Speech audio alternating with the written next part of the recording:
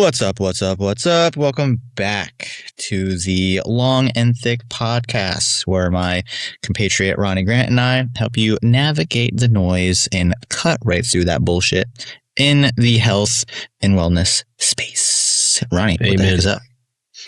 I am currently sniffled up. We did a little deviation here. We were going to record in person, and just out of precaution and kindness, I like to try to not be around people when, you sound like dick and feel like on the cusp of a fever. So what's it like to be considerate, dude? Yo, that's a great question, because whoever the fuck breathed into my mouth and infected me, come Friday, the sore throat began to bloom. When you're like, you try to talk yourself out. You're like, no. Like, I'm not, there's definitely not a disease crawling through my body. And like that tiny vibration, like claiminess on the surface of your skin. You're like, my joints don't feel as good as they should. And then you get like that warmth and little dribble in the back. And you're like, we're fine. 3 minutes later. This is normal. Yep. This is totally normal and good. But all things considered, I feel like I'm past the biggest shit stain point of it all, which is lovely and a testament to health and wellness. So a perk of embracing your health and wellness is that even though you will still get sick, it won't bite you quite as bad. Hell yeah. How are you, my friend? Good. It feels weird. I mean, I don't really feel like the last 2 or 3 weeks really had a decent rhythm, just between we had just gotten into New Year. I've had clients in and out of town from first of the year occasions and travel. Then we got sorted, and then we had that crazy winter snap. And true, the manufacturing it affected so many different people in this area in different ways. And I had people just get power back like a couple days ago, and that's almost 2 weeks of having no power, and that is crazy in a large metro area. So it's been a hodgepodge of stuff. It hasn't really felt like reality. I also unfortunately had food poisoning, which then also makes other things a blur. True. So it was crazy. Last weekend, I did Zach Henderson's Liftapalooza, which is a strength summit that he does all weekends. That was super cool. Just hours before my body decided to implode and my stomach turned into Chernobyl. I can't even speak. But beyond that, this week has been nice. We're getting out of the shit in terms of having better weather. Yesterday and today were amazing walking days, clear, cool. So yeah, things are good. We're coffee people. So a little shout out to JJ at Subliminal Coffee. He has now elevated his game to where he and his colleague are roasting and now distributing their own beans. So did you get to try any? I have one on espresso right now, and it's insane. Whoa, I'm very jealous and excited. Yeah, talk objectively, the flavors. It would be very easy to like always ride or die for your homies, which I will and am. But objectively, if I didn't know him as a person and was not trying to support his business, if you gave me these beans like, hey, try these, I would still be like, this is heavy hitting stuff. Damn. What's the taste profile? It's as you know, this would probably just make me run for the hills, but he let me try it on espresso first. And the first note on the bag is watermelon candy. Oh. Thankfully, the follow up to that is like tart cherry. And for my palate, and I'm abhorrently against watermelon, I can't pick up watermelon. I just get cherry. And if you make it on espresso, it's more like a cherry cordial when you make it like in a latte or a cappuccino. Whoa. But really cool stuff. It's some advanced fermentation process, bean and whatever he did and how they roasted it kills it. So that was cool. What about you? Any decent coffee happenings? Man, I've been in I wouldn't call it a slump, but I feel overdue to get a nice new order of something or try something like that. I'm glad to know that he's doing that. I'm definitely overdue for a little bit more exploration. Also, next time I see you, I'll break you off a sample so you can try it for yourself. Hell yeah, that'd be fabulous. The bummer with like getting like glitch stuff and anything outside of the US tariffs, is like, dude, just bro, If you're watching, I am shooting handguns at camera. Like, I tried to buy some clothes the other day from this shop in the UK that I've bought a decent amount of clothing from, and they make one of my favorite hoodies that I've ever had. It's like a 750 gram heavyweight. Oh, I know exactly what you're talking about because I've commented on myself. I'm like, that's sick. I fucking adore that thing, and they're expensive, but like it's a worthwhile product. And I put my cart together. It was maybe like $200-300 worth of clothes. I go to check out and it was like total $680 something. And I was like, $6? I was like, what the fuck? And I looked and it was like the duty tax. And I was like, holy shit, this is the first absolutely crossing I've had with it. Yeah, which is such a bummer because doubling the cost of something is like outrageous, but what can you do? Yeah, it's kind of a style of the times. I've felt that same heat, doing what we do. We do a good amount of memory card work, a good amount of hard drive work, we video everything, and that eats up hard drive space pretty quickly, especially if you get some redundancy involved. And man, over the last year and a half, dude, the price of anything memory based is astounding. Between the pressure of data centers and AI farms, basically trying to beat you to the punch. But then even on consumer level with tariffs, man, it's like up 300%. Yeah. It's fucking crazy. It is so crazy that did you watch the crash of silver happen like semi live? It's pretty interesting. I didn't watch it happen, but the alerts that were popping up on my phone, it's not like I could get away from it. Yeah. Just the fucking market manipulation around this stuff is like, it's so in your face. All these things, some of what we'll get into today is the epitome of how things are just blatantly in our faces. And it is truly, it's such a cliche thing to say, but it is a remarkable time to exist on this earth and watch the unfoldings of life happen.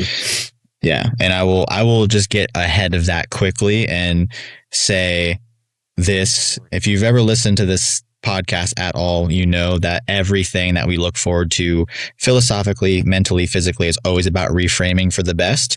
And while what we're going to talk about is probably mostly negative, it still will be sown with the pursuit in mind that despite all of these things, how are you really going to make the best of it? Because now is critical, because it's going to be really easy to look at the current landscape of things and just not be stoked, and then have that permeate other parts of your life, whether it be professional, relationships, creative, and allow that to really fester and become insidious.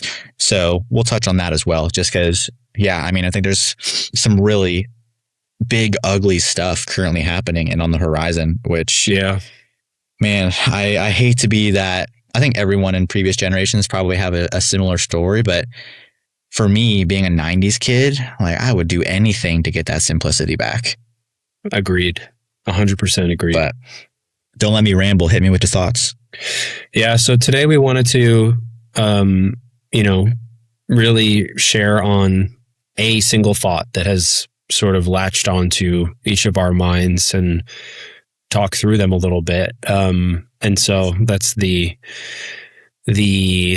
idea behind some of that negativity, is that negative things have a tendency to overwhelm and overload our systems as a survival mechanism, right? The adage of like, you're on the lookout for the tiger. Well, we don't really have any tigers roaming around ready to kill you anymore. There's things that have taken place for that. And so, the biggest thought that I've had as of late is sort of multifaceted, but really the if I had to boil down the core tenet of it, I would say it is, what do I do now?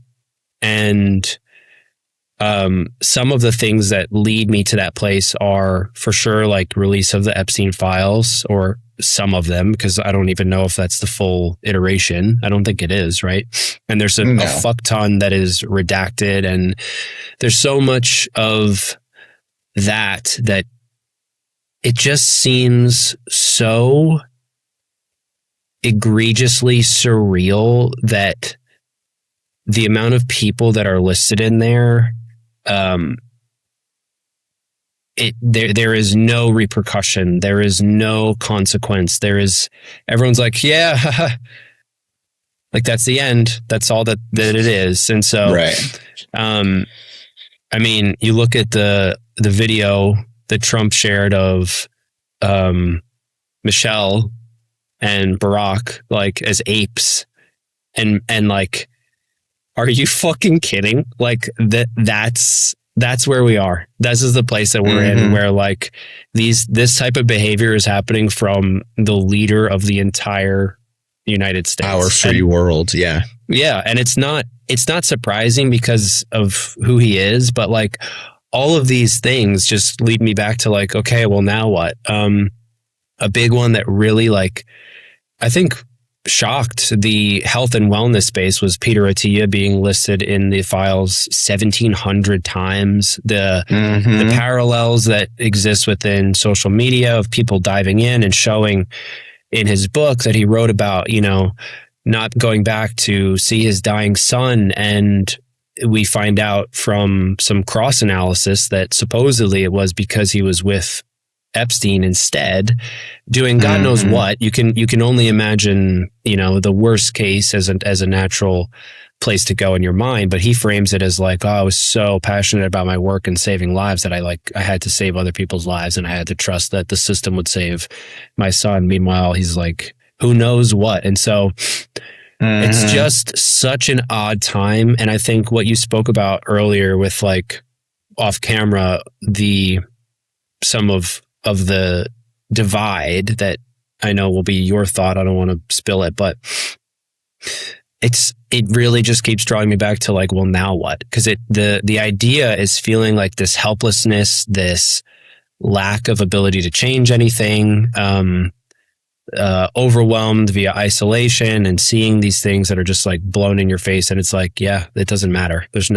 Nothing's going to come from this, you know? And so, yeah, I mean, it sucks. It's heavy. Yeah. Yeah, there's no doubt about it. And I think what you're talking about too, it speaks to just the feeling of futility on the whole thing. Is even with this small little keyhole view into that world and these correspondences, there's no guilt. There's no, hey, there's some damage control trying to be done, right, and probably suppressing or shifting the narrative kind of thing. But it's just, here, guys, is what we were doing. So, right. Yeah. And I've watched a couple things of analysts that all say the same thing. It's just a confirmation that there are echelons to this game that we can't touch, and they will do whatever they want with zero repercussion. And it leaves you, like you said, what do we do now? And it is crazy. It's also unfortunate too that, we've talked jokingly about tinfoil hat things, but we're getting to the point now where our time frame between conspiracy theory and confirmation is getting shorter and shorter. Right. And then, but again, too, it doesn't matter. It's person throws out an idea or a leak or a whistle blown, and they're absolutely dragged and slandered or snuffed out worse. And then you fast forward, it used to be like 20 years when you're like, oh, they're actually, but now we're 5 or 1 year away. And it's still just like, oh, you were right. It's like, cool. At what reward or cost at this point? So it is strange. And what we're circling around is what do you do with that? And I think we're going to be at a really interesting defining point in human history, not just this year is, kind of screwy with market manipulation and Epstein files and what have you, but and now AI and all things technological, algorithmically mutated.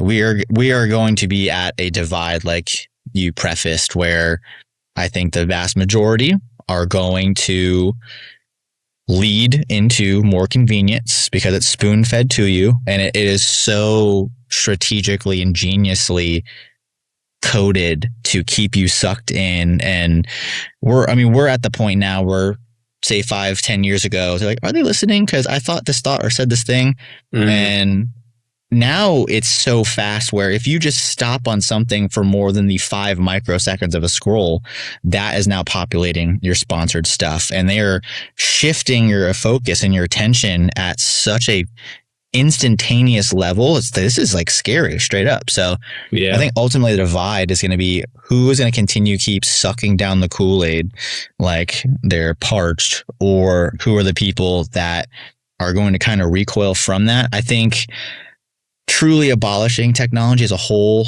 is not really viable for most, but there are going to be people that definitely just want people back and human interactions back. Mm-hmm. And they might be a small contingent of people, but I know myself, we've talked about bricking our phones. And one is when you start down that path, it gets really easy. Like, oh, well, I do kind of need it for what I do business wise, but at the same time too, like I'm not getting that much out of it, and it gets easier and easier to kind of distance it. So yeah. I think there is going to be maybe not a mass exodus, a minimum exodus of the group of people, at least in this country or a world, that we're just going to start getting into things that are real. We're going to write more. We're going to read more. We're going to try to gather community more and hold on to something that actually feels like reality, because the things that we live that's supposed to connect us, the entire world feels like it's burning. Yeah, it's astounding how normalized something like the phones and our tech, like listening, right? Because it's not just like the shred of looking at something for a little bit longer than you before you blink. It's if I've said to a friend, hey, I've used this brick, it's really helpful, they're getting ads for it. Like, and we've known about this for a long time. And this is the type of thing that I mean, that it's like, what the fuck do you do with that? Do you go live in the mountains? Like, maybe, yeah, you might, maybe it might drive you to that point of feeling so constricted by the disgusting nature of that. And then there's another group of people that, like, I don't know, I suppose normalize it just because it's desensitization through exposure, right? Like consistent exposure. And we see this with the way that things on the internet have changed, that like in its dawn, it was the Wild West, and like anything, you know, could be shared theoretically, but it was really more of like a message board and forum kind of setup.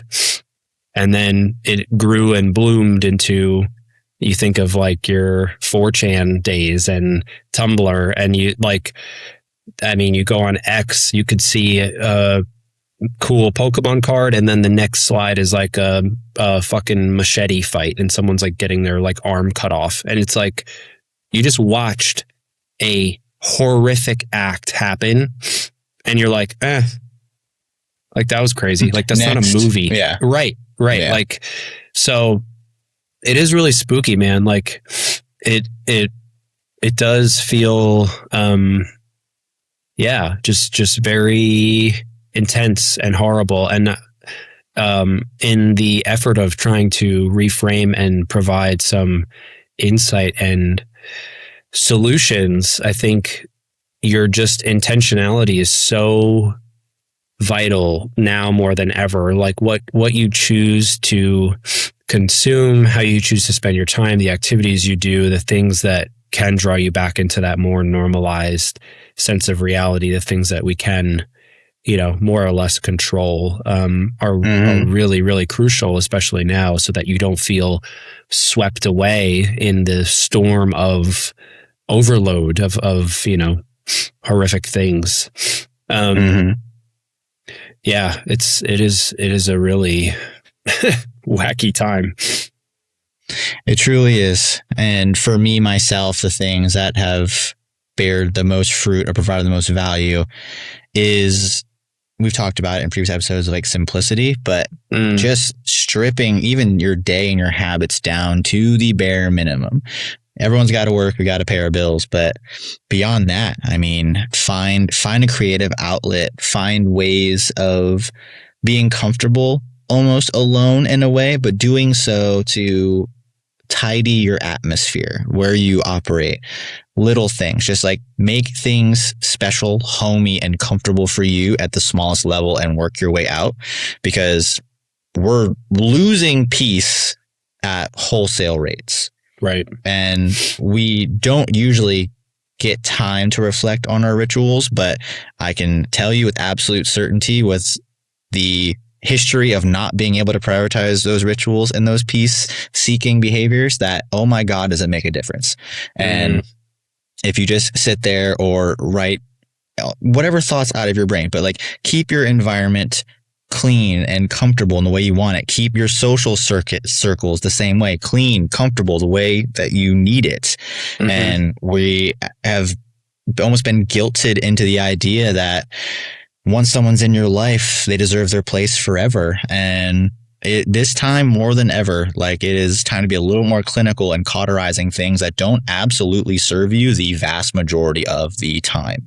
And it's very interesting, and I can say from even personal experience, that when you really strip a lot of stuff away and you just wait for life to provide, as woo-woo as that sounds, it's incredible what can come across your path and how well that refills your cup, whether that be opportunities, whether that be people. It is impressive, but you have to be able to receive it. And that's something that I struggled with for decades. It was just like, well, this is life. I'm just going to keep trudging, what have you. So the reframe for me is just truncating down to the bare minimum. Do I feel good and comfortable with this? Yes. Expand outward, and only bring the things in that continue reinforcing positive, supportive mechanisms. Because if not, you're going to lose. You're going to become a curmudgeon, a depressive fuck. Everything in your life and people around you are going to suffer, because it's easy to just look at it and be like, we're damned, man. Like it's over. It's shot. The jig is up. We've hit critical mass. Nothing creative feels good anymore. The computers are doing everything for us. Everything's monetized. Everything is just to get us to buy something. What are we even doing? Yeah. So it's really just about finding a little piece of something, even if it feels insignificant, that is yours, that you can share with people, your thoughts, your creativity. Keep your community small. I mean, for me, talking about health and wellness and fitness, I've attempted to do this now, and I will continue to attempt, and I will get it executed, but I wanted to do a monthly community meetup.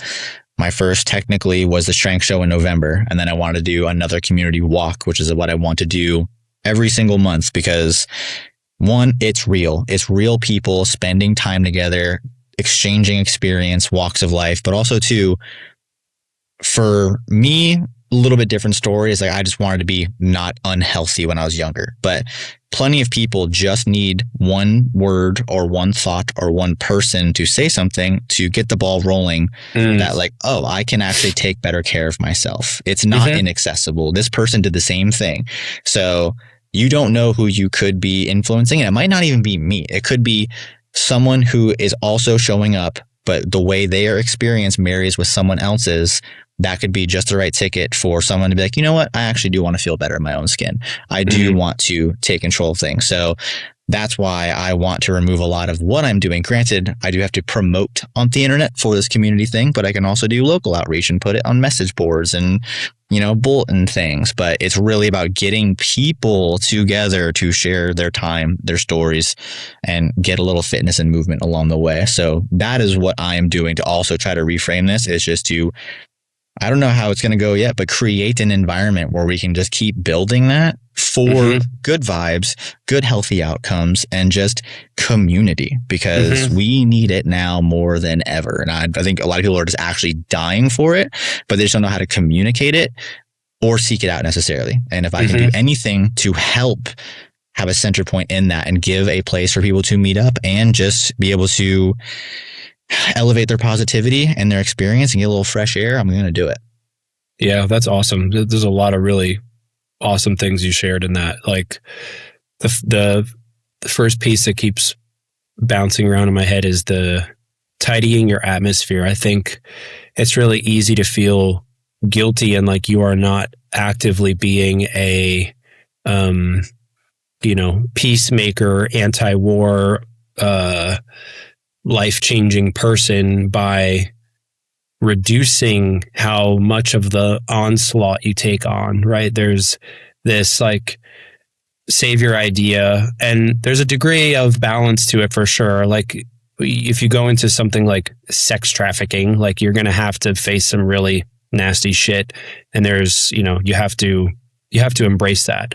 But you can only do that if you have other things supporting you and filling you up around the way. And that when you can step away from those environments that are really intense, emotionally, mentally, physically, all of those things, you have to have a way to refill. So I think it's really important what you shared about making sure that your space and your circle is very safe. And again, not in a way that is like bubbling yourself from existence, but rather as a means to fill you up so that you can go and do things like make and create and share and, you know, connect with people. The next piece is that, you know, you added like an action item normally just as you.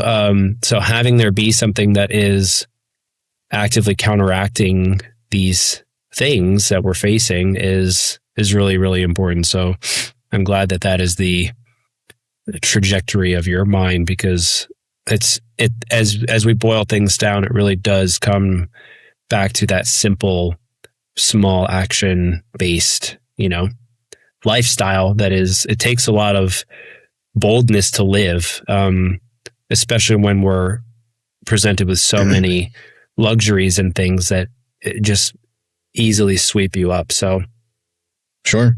Yeah, and I'm not going to say that anything I'm doing is groundbreaking, but to your point, it would be so much easier just to recoil and soothe yourself in some corner with things that you might not even realize or add to depressive episodes and behavior, but it's just avoidant and escapist. So I don't know what it's going to be like. And of course, my imposter syndrome ass is, you know, who's going to want to hang out and walk with me and do that kind of thing, but it'll build, and it will not happen unless I try, and I might not have the best way to do it, but I'm going to try it and figure it out. And that's all I can do, because if we've talked about anything, it's like, well, we cannot actively complain about something if we are not willing to do something to directly change that outcome. Right. And yeah, I think is, sorry to cut you off, but is the crux of what our culture is currently going through. Is I think some people don't even know how to change what they need to do closer in orbit to them. It's just easier to be like, damn everything, life sucks, like what am I even doing this for? But conversely, kind of do the whole callback to point one, is we're still faced with that really ugly reality that we couldn't even change some of this stuff if we wanted to or tried our damnedest.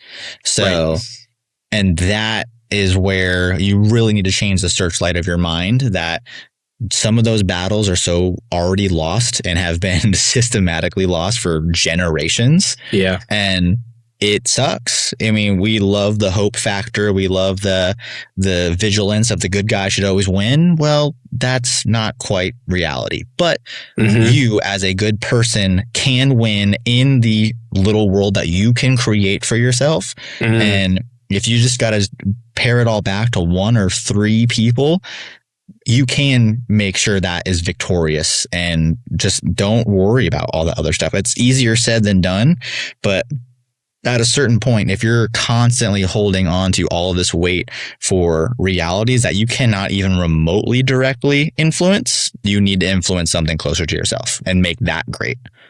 Yeah, no, that's a huge piece of the puzzle. That is the overwhelm machine that will keep you siloed and completely powerless. I think a few things come to mind, like the backlash of ICE and the rallying that's happened is like, I bet you didn't expect that, fuckers. Like, did you think people would come up this way? No. Well, surprise. And that really shows the capacity of humankind, right? I find myself really needing to check myself and try to remind from other experiences and hopeful projection that other people are probably good, right? It's easy to just like vilify and make enemies out of anybody before, and it's a defense mechanism, and it's part of what gets that loop fed, right? Like you see all these tragic things and now you go, holy shit, I watched a guy get his arm cut off. Like, what if I go to the store and now you're on like red alert fucking looking for cornstarch? Like you can't operate in that space and think you're going to function well, because you're not, but also you're not helping make anything better. And the way that you will actively change things is by being that good person, seeing the good in people. You see someone stopped, like they're fucked up, you help them. You see some shit in the road, you put your flashers on and move it. Like be that person, right, that is making the change. And other people will step up and level up alongside you. And if they don't, then fuck them and you move on, and those people will find you. Like, and no, but you'll be surprised, to your point, just what one act of forward positivity or kindness can do. And even on an onlooker, they'll just say, I would never have expected someone to do that or say that. But that changes someone. That shows a possible reality that could be better and different than what they're actually used to. And you never know who you might be inspiring to take better actions, whether it be outwardly, inwardly, it doesn't matter. But until you lead by example and really, sure, there's some people that do it innately, but you'd be surprised how much of your own atmosphere around you can change once you just put a more positive foot forward and try to be more selfless. And I mean, you can't let it be all consuming either, but you know, one good act a day goes an immensely long way, because not a lot of people are doing it. Yeah. And it's a skill like anything else. Like this is something that you work at. From personal experience in my deep religious days, I mean, I would do really intensely proactive things that were, as I look back at them now, much more performative and a means to being accepted by the community that I was a part of, and sort of like wooing and wowing those people. Not entirely. Like I do think I'm pretty good as a person, but now that I'm so far away from that, I find myself like, why not, when you just have the thought to like pay for the car behind you in the drive-through, like just do it.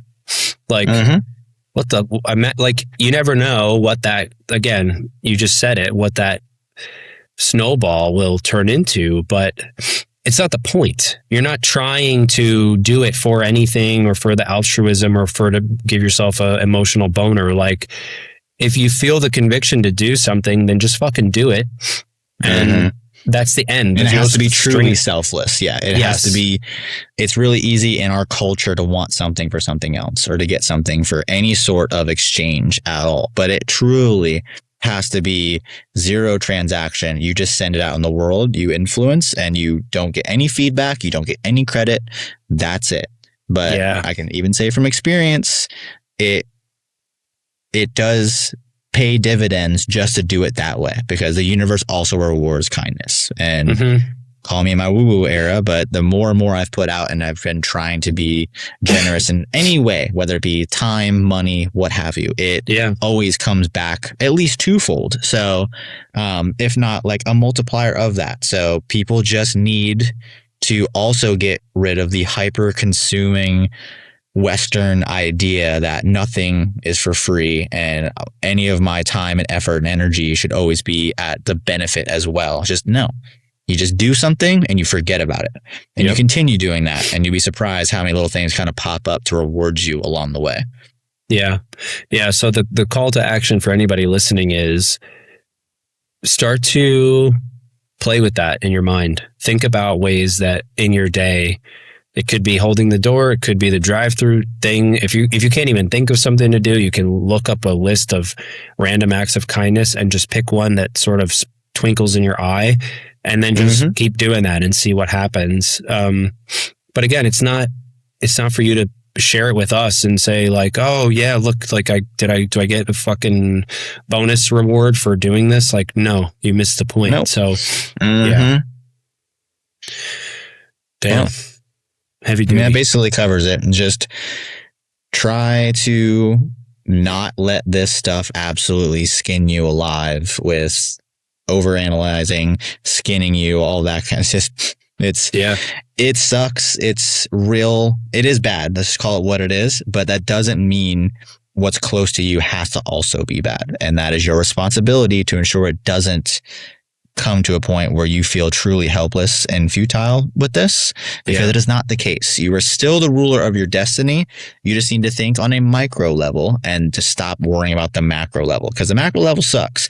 Get above the clouds and it's acid rain BS, balls of fire, and weird sky goblins that are pedophiles, murderers, and torturers. So exactly, it's just stay down here in the slums affectionately, and find a couple people, find your tribe. We've said that plenty of times in the past. Enrich the living crap out of that. And if you keep your view small, you'll be surprised how much happier you can be, because the minute you start widening your gaze and letting all that shit is designed to pacify you, to nullify any action and any happiness, and just keep you compliant and buying shit and sucking down whatever agenda is out there. So keep it small.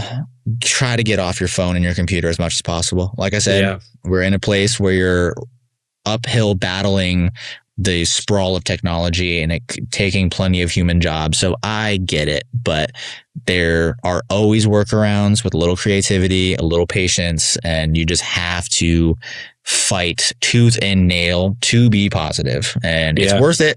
It's not easy, but it's worth it.